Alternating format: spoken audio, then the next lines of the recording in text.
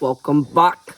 We're back with chapter 25 of Outlier by Lisa Beeson. Whoop whoop. We're owning this book right now. We're just wrecking it. Here we go. When Ari woke up after Dr. Solomon had sedated her, she was finally calm enough to take in the rest of the damage. She figured the only reason she hadn't totally been blown to bits was because she was sifting when the explosion happened, and she began assessing her wounds. She reached back and was able to feel the small scar on the back of her head that must have gone through the rune Absalom was talking about. There were also a few patches of fresh pink skin on her left leg where she had been burned from the explosion. Her right arm had crisscross scars just like her left, and she had sustained deep gashes across her clavicle, left shoulder, and her left ribs that were now thick scars. But at least those could all be hidden. The scars that depressed Ari the most were the ones on her face. She had seen them when Claudia and Dr. Solomon had wheeled her into the glass elevator going up to her room on the 4th level. The reflection staring back at her looked like a nightmare. There was a long scar going diagonally across her face that started at her hairline and went through the corner of her right eyebrow, across the bridge of her nose, and across her left cheek, just under her cheekbone. Another scar started just under her right ear, following her jawline and ending halfway across her cheek. She'd never been a vain person. More often than not, she was embarrassed by the attention her looks got her. But now that they were gone, she mourned the loss of something she'd always taken for granted. She felt that between her missing leg and the facial scars, the only attention she'd get now was because she was damaged. The weirdly soothing, low humming sound that was coming from Claudia kept her from freaking out in the elevator. But once she got settled in her room and laid down on her bed, she could feel herself falling back into the state she had been in when she first woke up in the hospital back in Savannah. Pulling away from the world, everything became distant. She was nobody from nowhere again. The trinkets connecting her to the people she loved and kept her tethered to who she was were gone now. The only thing she had left was the pendant that was now just as cold and broken as she was. The thing that hurt the most was that Ari's first impression of Cale had been right all along. He had just been manipulating her to get what he wanted. I was just another cog in the machine. After everything he had told her and everything they'd been through, he just tossed her aside and discarded her like a broken toy. His callous rejection was a physical pain in her chest, like a bullet to the heart. She couldn't understand why his abandonment hurt so much, or how she was going to complete this great purpose she was born to do now. She wondered how she could help anyone when she felt so damaged herself. She felt worthless. The poisonous thoughts and unanswerable questions mercilessly swirled around in her head, and Ari was caught in a downward spiral of depression. Everything she had been through in the past year crashed down on top of her, burying her under a mountain of emotional pain. She had lost too much, and it hurt so badly that she had to make a protective shell of disconnect around herself, or the mountain would crush her. She was barely aware of the other people coming in and out of her room, trying to talk to her and make her eat and drink. She was fractured. The logical part of her told her to stop acting this way, that people were counting on her and she was stronger than this. But the emotional side held her down and told her everyone would be better off without her, that she'd made the wrong choice to come back. Ari tried to lose herself in sleep, but it was continually interrupted by nightmares of loud, fiery explosions, being in the pitch-black room at the mercy of the ominous presence, and bits and flashes of scenes that didn't make any sense, leaving her feeling upset and unsettled. Dr. Solomon would give her a sleeping pill at night, but it was never strong enough to give her a peaceful night's rest. So during the day, she'd sit in her wheelchair and stare at the frosted panes of the large half-circle window that took up a whole wall in her room. She would go in and out of almost catatonic states, lost in a daze of her dreary thoughts, trying to glean some comfort from the glow of the sunlight shining through. Cam would visit and talk to her about everything he found out and what he was going through with his dad, but she had trouble paying attention and only heard bits and pieces of it. She could tell it was hurting Cam to see her like this, but she couldn't imagine but she couldn't manage to drag herself out from under the mountain. To make matters worse, her phantom right leg kept tingling painfully like it was permanently asleep, which only served as a constant reminder that she was crippled now, that she'd never be able to do the things she used to be able to do. "You gotta eat, Pipes," Cam urged, noticing another untouched plate of food on the tray beside her. "They're going to put you back on the IV again if you don't start eating on your own." She could tell he was really upset about it, so she ate a couple bites and then pushed it away. She had completely lost her appetite, and no matter what she ate, it all just tasted like ash in her mouth. Days started blending together, and she lost all sense of time.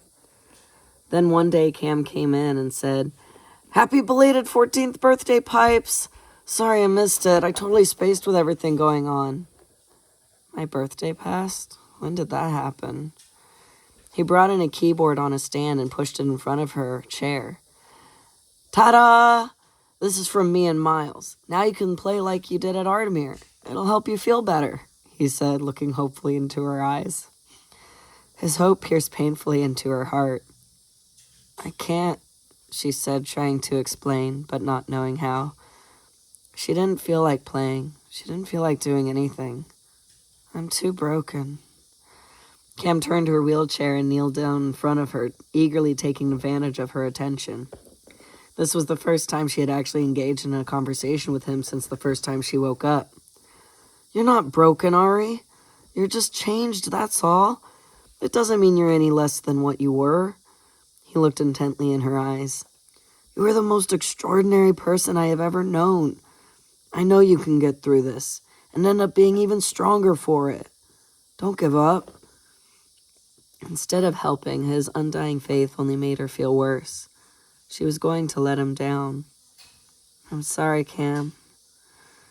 He stood up and put his hands on the armrest of her chair and leaned his forehead against hers, and she noticed the chain around his neck, hanging down under his shirt, that she knew was holding the coin she had given him for Christmas. "I believe in you, Ari. I'm here for you, and I love you no matter what," he said sincerely, and then kissed the top of her head. "The keyboard is yours. I will be there for whenever you feel up to it, okay?" She nodded, and before he left, he ruffled up her hair just like he used to. The normality of the familiar gesture had the unexpected effect of chipping at the shell she built around herself, weakening it. He believed in her. That's what Lydia had said. "We believe in you." Ari stared at the keyboard while she warred with herself. Could she really get past this? She had lost so much, but she still had Cam. He was the steadfast rock that she could cling to. He didn't care what she looked like. He loved her no matter what. She thought back to what Absalom had said through Ruby. "Cut the ties with the things that bind you, little one, and embrace the love and light that is offered." Was she really only changed and not broken? Then, unbidden, Kale's words popped into her head. "You are only as weak as you allow yourself to be. So how weak are you, little girl?" "Screw you, Lothan Kale," she raged. Ari turned her wheelchair back towards the keyboard, turned it on and took a deep breath, and started playing. But instead of playing healing music full of solace and joy, all that came out was her pain and anguish in the form of the most sorrowful melodies she had ever produced. She wasn't able to release her emotions. She was stuck, wallowing in a mire of despair. However, she kept doggedly playing on, hoping that maybe she could press through the gloom and eventually break through into the light. Just as she thought she was making some progress, someone busted into her room and turned off the keyboard. "Ugh! Enough! Stop before I throw that stupid thing out the window!" yelled a teenage girl with fierce brown eyes. Arya had never seen her before. She was short, with a head full of long, dark, curly hair, a bunch of ear piercings, and was wearing black jeans and an old Ramones t-shirt. "You are seriously depressing everyone with your sad emo music." "Sorry, my existential crisis is bumming everyone out," Ari said tonelessly as she wheeled past the girl and got up onto her bed. "Existential crisis? God, get over yourself," she blurted out exasperatedly. Ari lay down on her bed and turned away from the crazy chick, hoping she would take the hint. So you got ditched by someone you trust. Who hasn't? People suck. You give them a finger and you move the hell on, she lectured. And boo-hoo, you lost your leg, she said in a mocking, sad voice. Is this chick serious? You got the science squad working on a new robo-leg that's going to be 100 times better than your stupid old one anyway. Ari didn't know who she was talking about, but she did recall that Cam had said something about a prosthetic. She'd just been too absorbed in her fog of depression to really take in what he was saying at the time. And so what if you have scars on your face got jacked up? If you ask me, you needed to be knocked down a couple pegs. Are you kidding me? Well, no one asked you, so just leave me alone, Ari said in a warning tone. No! Everyone's walking on eggshells around you, afraid to tell you what's up. But someone needs to tell you that you're being self-absorbed and stupid. What is this chick's deal? Get out now! Ari fumed between clenched teeth while turning around to give her a withering death stare. And what if I don't? What are you gonna do? Hop over here and make me? She mocked. Actually, I'd like to see that. Come at me, Stumpy. Ari grabbed her pillow and whipped it at the girl as hard as she could. It hit her in the stomach, but since it was only a pillow and Ari was weak from lack of food, it didn't have the desired effect. The girl just laughed. Psh! They keep saying that you're supposed to be this golden child, but all I see is a pathetic sack of self-pity, she said with a look of disgust. What a waste. Then she picked up the pillow off the floor and took it with her as she left the room. Hey, give me back my pillow, Ari yelled as the girl walked away. Come and get it, Stumpy, she taunted and then slammed the door. Ugh! Ari grunted in frustration as she flopped back down on the bed, sans pillow. Who the heck does that chick think she is? Ari was physically and emotionally exhausted. She pulled her blanket over her head to shut out the world and quickly drifted off to sleep.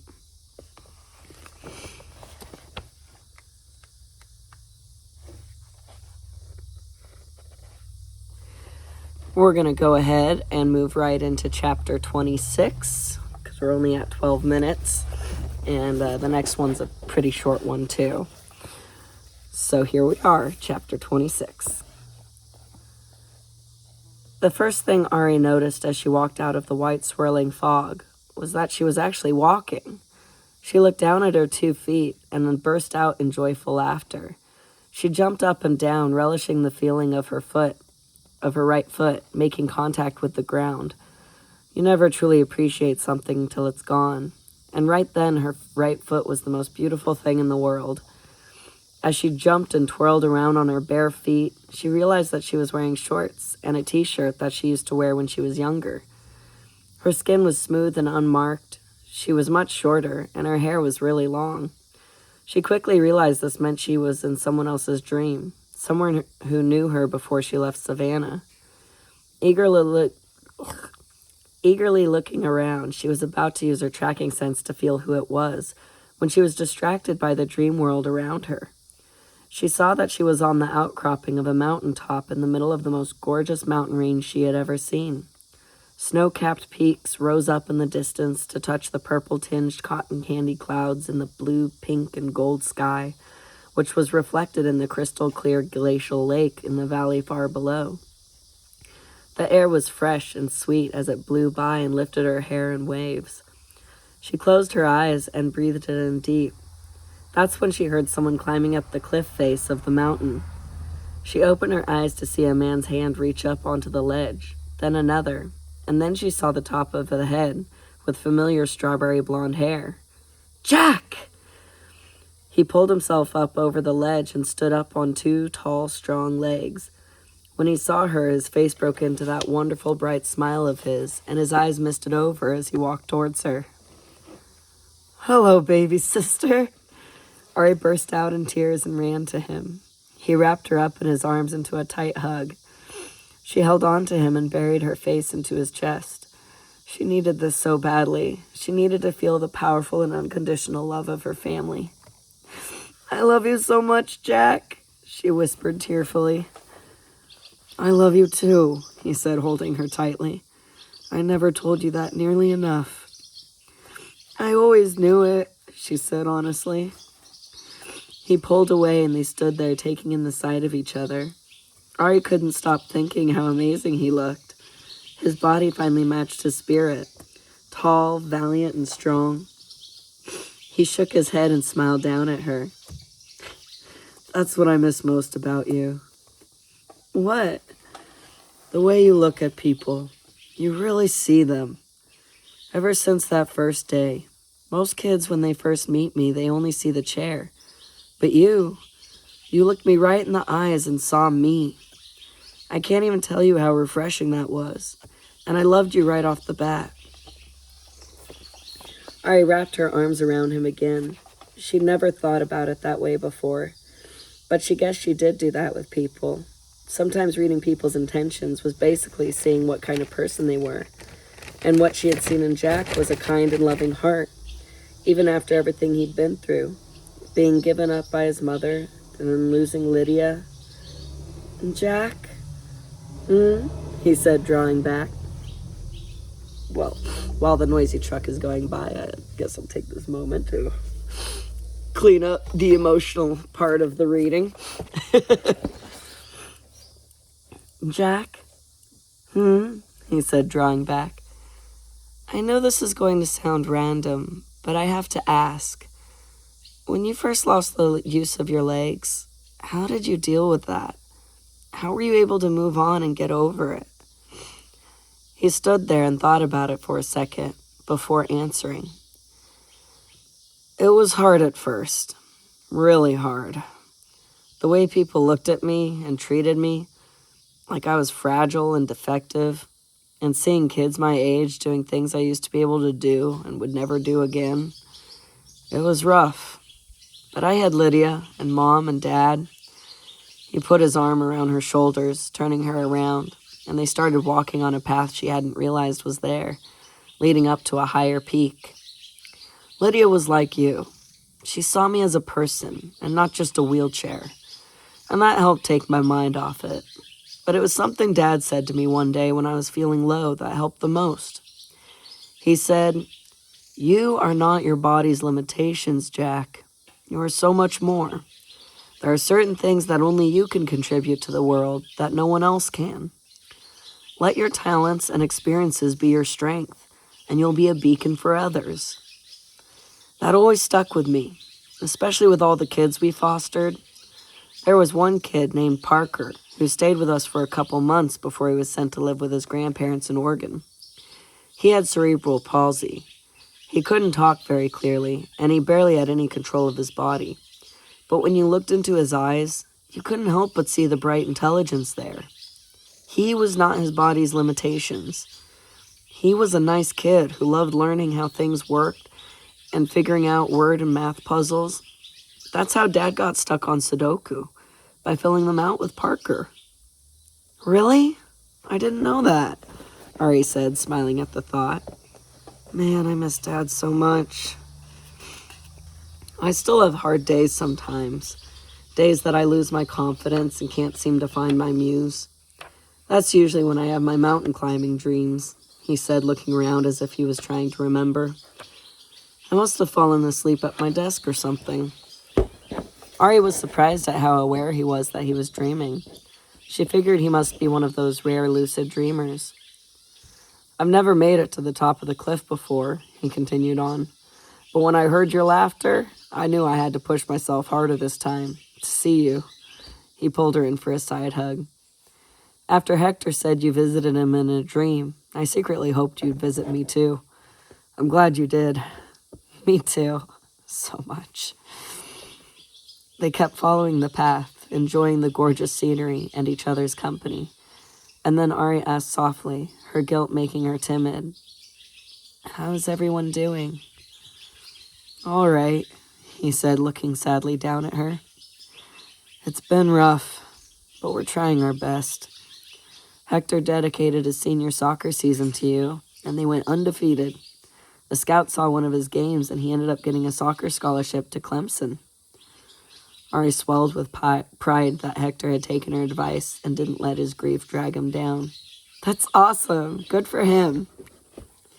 Sadie made it into that dance troupe she wanted to be in so badly. She said she thought that she felt you near her when she was in New York. Was it really you?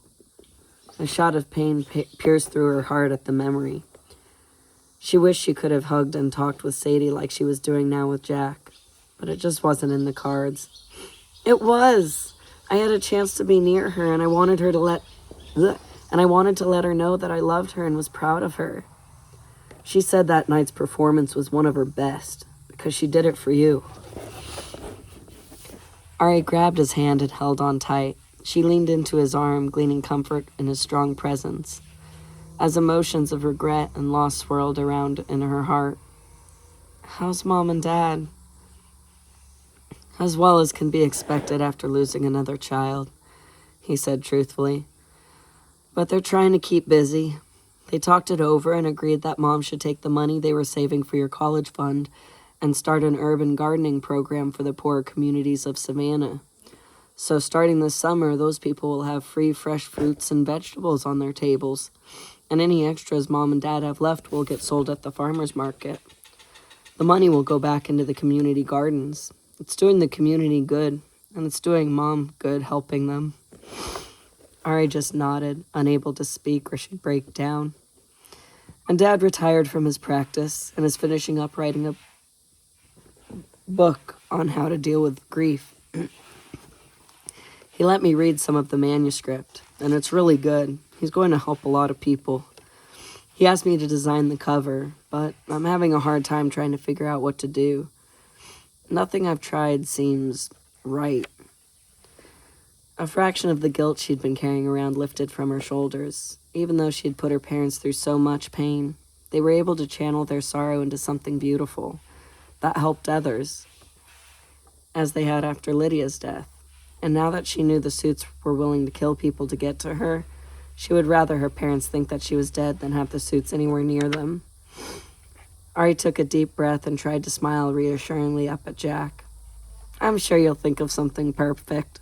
You always do. He nodded, though she could tell he wasn't sure. They walked on, steadily climbing upward in silence, until Jack asked quietly, almost as though he was afraid to know the answer. Hold on, truck passing.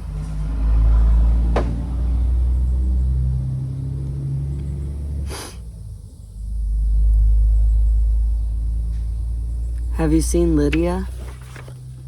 I have, Ari said, looking up at him excitedly, happy that she didn't have to lie about it. Oh, Jack, she's so beautiful. And she said that she's been watching over the family, so she actually knew who I was when she saw me. He let out a long gust of breath. You don't even know how good that is to hear, he said, looking off into the distance with a sad smile. I miss her. Ari squeezed his hand in reassurance, not sure what to say. Then he tossed out, I proposed to Stacy. We're getting married in early October. That's awesome. I'm so happy for you guys, Ari said, smiling up at him. I always loved how you could be yourself with her. You bring out the best in each other. You really think so? He asked seriously, and Ari could tell he was nervous. Not about marrying Stacy, but if he was good enough for her. Oh, Jack. I do, she said sincerely. You should see the way she looks at you when you're not paying attention. She absolutely adores you. She looks at me like that? Ari nodded. Mm-hmm. She knows how lucky she is to have you. The first time you brought her home, Sadie and I gave her the sister interview, and she passed with flying colors. She loves you, big bro. She saw the relief in his eyes and renewed confidence in the set of his shoulders, and it made her happy she could help him feel better. Ugh. They were almost to the top when Ari had an idea. You want a race? He grinned down at her. I'll give you a head start. You'll regret that, she warned. 1, 2, 3, go! And then she took off ahead of him, and before she knew it, he was speeding past her, his strong legs propelling him forward. Oh, no, you don't, she laughed as she pushed herself harder, relishing this moment with her brother. They laughed and playfully tried to push each other out of the way until they both made it to the top and took in the breathtaking view. The mountain must have morphed as they climbed, because it was now so tall they could see forever in every direction. They were on top of the world. Jack took a deep breath, raised his arms, and screamed, "Woo-hoo!" at the top of his lungs, and his voice echoed off into the distance. Then he looked over at Ari. "Come on, try it. It feels great." Ari stepped up next to him and screamed into the infinity with everything she had, like a teapot releasing all the pressure that had built up inside. Jack was right. It did feel great. They both alternated screaming a couple times, and then they screamed together, letting out all their pain and frustrations until nothing was left, and they felt cleansed and empowered. They were the masters of their worlds. Ari took in a deep, rejuvenating breath of the sweet, fresh air. I needed that. Me too, Jack agreed. That was when the bank of fog appeared, floating just off the ledge of the mountain. "Oh, come on, not yet," Ari lamented. She turned to Jack. "I have to go," she said sadly, and gave him a bone-crushing hug. "Thanks for this, Jack." "Thank you," he said, wrapping his arms around her and leaning his head on top of hers. "Please send everyone my love." "I will." After a few minutes of holding on tightly and savoring the moment, Ari finally drew back and looked at the fog that was a good 12 feet away from the ledge, according to the projected physics. She was going to have to jump for it. Taking a deep breath, she walked back a few steps, getting ready for a running start. "What are you doing?" Jack asked curiously. "Taking a leap of faith," she said with a wry grin. "I love you, big brother." "Love you too, baby sister." And with that, she ran and leapt off the ledge of the mountain with everything she had, arching her back and spreading her arms out like a swan dive. She flew over space between the ledge and the fog and dove into it with her heart full and her spirit free. And that was the end of chapter 26 and 25. It's so good. It's such a good book. But I will end this now and maybe take a little break and then go on to the next one. Maybe rotate the animals again or cuddle with these ones that are sitting right here because they're so darn cute. All right. Peace.